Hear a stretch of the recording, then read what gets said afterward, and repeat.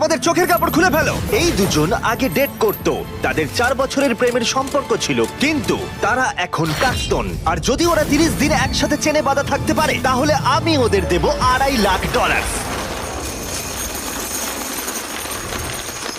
তোমাদের কতদিন আগে ব্রেকআপ হয়েছে? 3 বছর আগে। ও আমার সাথে ব্রেকআপ করেছিল। আচ্ছা। হ্যাঁ, ঠিকই বলছে। আমি তোমাদের কোনো জোর করছি না, কিন্তু একবারে হ্যান্ডকাপ পরা হয়ে গেলে এই চ্যালেঞ্জটা কিন্তু শুরু হয়ে যাবে।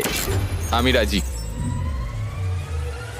ও দুজনেই God! হ্যান্ডকাপ পরে নিয়েছে। এখন থেকে তোমাদের দুজনের মধ্যে কেউ কুইট করতে চাইলে এই রেড লাইনটা ক্রস করবে, আর আমি সঙ্গে সঙ্গে হ্যান্ডকাপটা খুলে দেবো, ভিডিওটা শেষ হয়ে যাবে। কিন্তু তোমাদের মধ্যে কেউ কিচ্ছু জিতবে না। তোমরা দুজন মজা করো।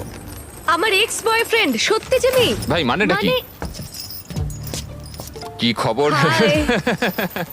আমরা কি তাহলে? ও ও এসব কি হচ্ছে?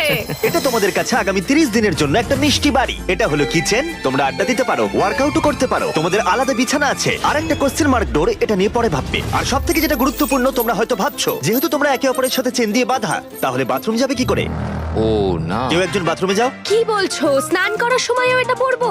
হ্যাঁ, মানে তুমি এটা খুলে ফেললেই ভিডিওটা শেষ হয়ে যাবে। তোমার হ্যান্ডকাপটা এখানে ঢুকিয়ে দাও। বাহ, এটা তো তোমরা এবার দারুণ বানিয়েছো। boom! আরে ওর চেনের একটু দরকার কিন্তু পড়বে। আমি যদি এটাকে বাইরে থেকে আরে- টানতে শুরু করি।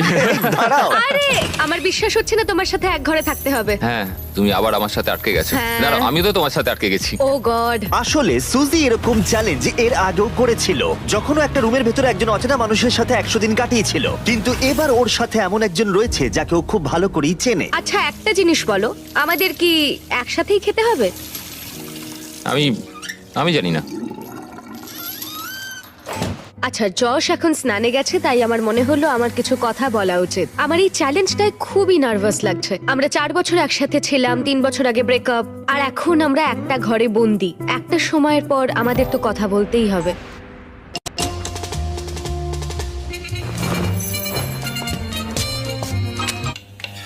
আরে আরে, এটা কি করছো?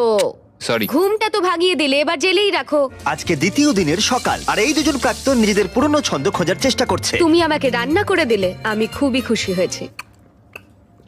এই 60 ফুট লম্বা চেনের জন্য ওরা নিজস্ব জীবনযাপন করতে পারছে, আর এটাই বোধহয় ওদের প্রয়োজন ছিল। যদি আমাদের আরো কাছাকাছি বেঁধে রাখা হতো, সেটা ভেবে আমি অ্যাকচুয়ালি ভয় পাচ্ছিলাম। তোমার আমার সাথে থাকতে ভয় লাগছে? হ্যাঁ, এই ভয়টা অস্বাভাবিক নয়, কারণ এই চেনটা ছোট করা হবে, আর এই দুজন প্রাক্তনের কাছে সেটা বাধাও হয়ে দাঁড়াবে। এখান থেকে আমি বেরোতে চাই। তোমার জন্য মরে যেতে ইচ্ছা করছে। কিন্তু এখন একসাথে থাকাটা ওদের কাছে ক্রমশই কঠিন বলে মনে হচ্ছিল।